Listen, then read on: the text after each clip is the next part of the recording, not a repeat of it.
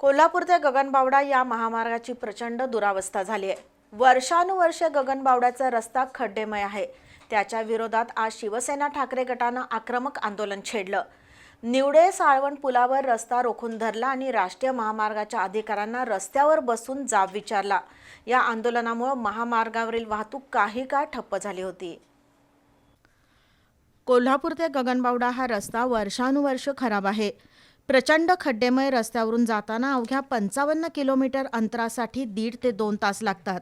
दरवर्षी रस्त्याच्या दुरुस्तीचं काम करून लाखो रुपये खर्च दाखवला जातो, पण अधिकारी आणि ठेकेदार यांची भ्रष्ट साखळी असल्यानं गगनबावड्याचा रस्ता कधीच दर्जेदार पद्धतीनं पूर्ण होत नाही, असा आरोप शिवसेना ठाकरे गटानं केलाय। या रस्त्याच्या दुरावस्थेबद्दल आज शिवसेना ठाकरे गटानं निवडे साळवण पुलावर रास्ता रोको आंदोलन केलं।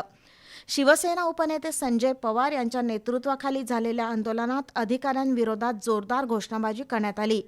त्यानंतर आंदोलनस्थळी राष्ट्रीय महामार्गाचे उपअभियंता संतोष रासने आणि शाखा अभियंता शुभम पाटील यांना बोलवलं आणि त्यांना थेट रस्त्यावर बसून कार्यकर्त्यांनी जाब विचारला। यावेळी काही काळ वातावरण तंग बनलं होतं। कोल्हापूर गगनबावडा रस्त्याची संपूर्ण दुरुस्ती का होत नाही आणि काम दर्जेदार पद्धतीनं का केलं जात नाही, असा सवाल विचारण्यात आला। यावेळी अधिकारी निरुत्तर झाले। या आंदोलनामुळे काही काळ महामार्गावर वाहतुकीची मोठी कोंडी निर्माण झाली होती।